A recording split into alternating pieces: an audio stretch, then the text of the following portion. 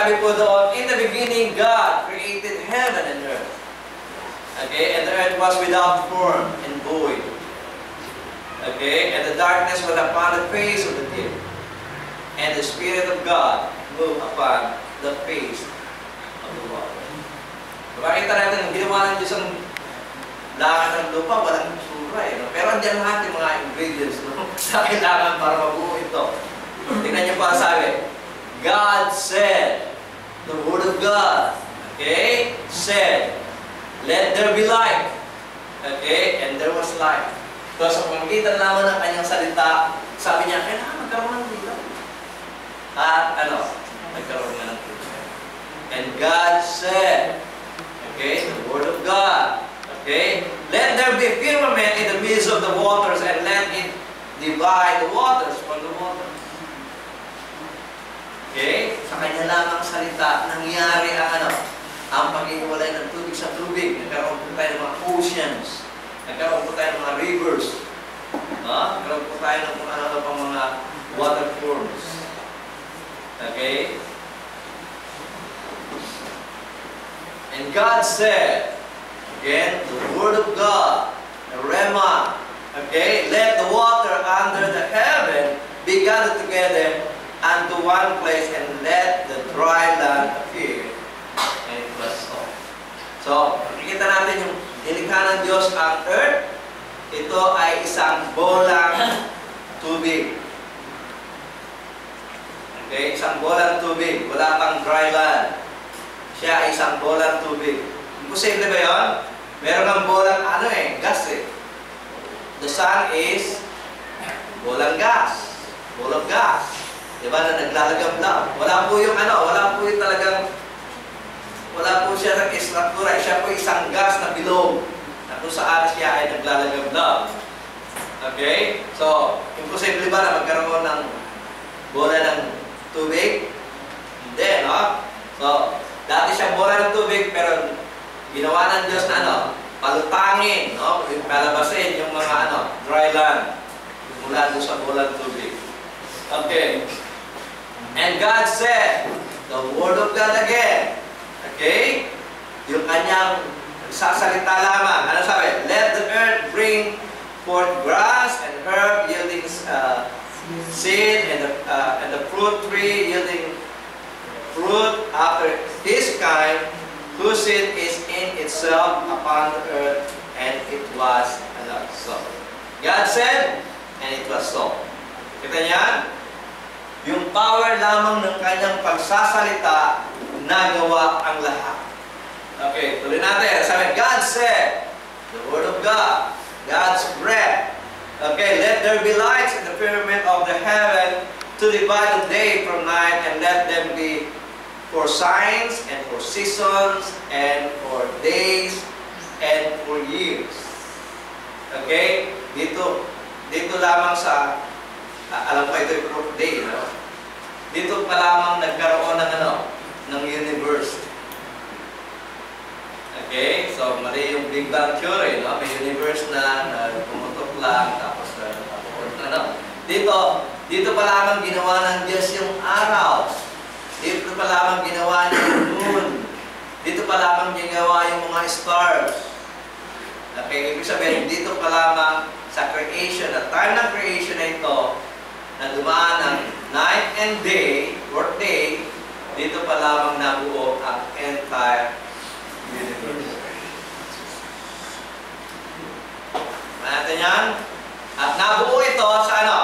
Dahil sa kanyang ano? Sa kanyang salita. Okay? Tuloy natin. Tama na ba? Okay.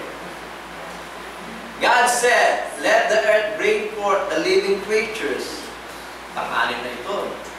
After his kind, cattle and creeping thing and beasts of the earth after his kind, and it was so. God said, it was so. Tama natin yan? Sa pamagitan lamang ng salita ng Diyos, nabuo ito.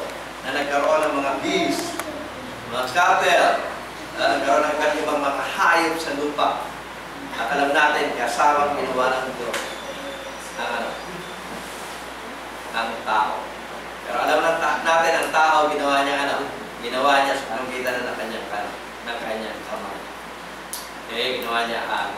special ang tao sa lahat ng creation. Siya lamang ginawa sa kamay ng Diyos. Pero ang lahat ng ginawa ng Diyos ay nabuo lamang sa kanyang salita. At kung naniniwala tayo, yun yung sinasabi ng sumulat eh. Kung naniniwala tayo na ang heaven and earth ay nagawa lamang sa isang salita, hindi ba tayo naniniwala sa Diyos? Sa kanyang salita. Na ano? Na kung dadaan tayo sa pagsubok na ito, yun yung pag-usap na yan. Kung dadaan man tayo sa maraming mga pagsubok, maraming mga problema kinaharap natin, maraming mga trials, na hindi ba maibabigay ng Diyos yung kanyang salita na tayo ay bibigyan niya ng ano? Ng kaligtasan. Kung nagawa niya ang mundo, ang buong universo sa salita, may bibigay ng Diyos sa kanya rin pangako, sa kanya rin salita, na tayo pagkakalooban ng kaligtasan, pagkakalooban ng buhay. Kaya doon sinimula ng sumulat eh. Ito mismo yung saksi na tunay ngang magkakaroon tayo ng kaligtasan sapagkat ang nangako ng kaligtasan super pa nga ang kanyang nagawa. Ano yan? Super ang kanyang nagawa. Ang katunayan nga, maingat ang Diyos sa ating pagliligtas eh. Ano sa inyo? Ang buong universe ginawa niya ng 6 days. Ano natin yan? Pero ang kaligtasan ng tao, mula pa nung creation, ipinangako niya, mo, ilang taon yan? Mula doon kay Adan hanggang kay Christ. Ito si Christ, lagay na natin dito. Nasa 4,000 years yan. 4,000? 4,004. Lagyan na natin ng 4. Sige, 4,000 years. Nakita niya kung gano'n niya binusisi. Ang para sa ating kaligtasan. Nakakuha niya yun? Para sa ating kaligtasan, hindi niya minadali. Samantalang ang paggawa niya ng universe, ginawa niya lamang 6 days. Pero para sa ating kaligtasan, ginawa niya in 4,000 years. Ibig sabihin, napakahalaga ng kaligtasan para sa atin. And then, nakukuha niya natin yun. Kung yung Diyos na ito, sa kanyang salita na buong universo, natitiyak natin na ang ating buhay na walang hanggan ay pagkakalaw. Sa kanya lamang, sa kanya lamang.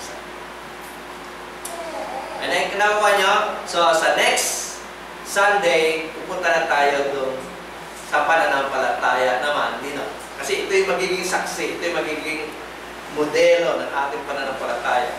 Pupunta tayo sa pananampalataya ni Abel.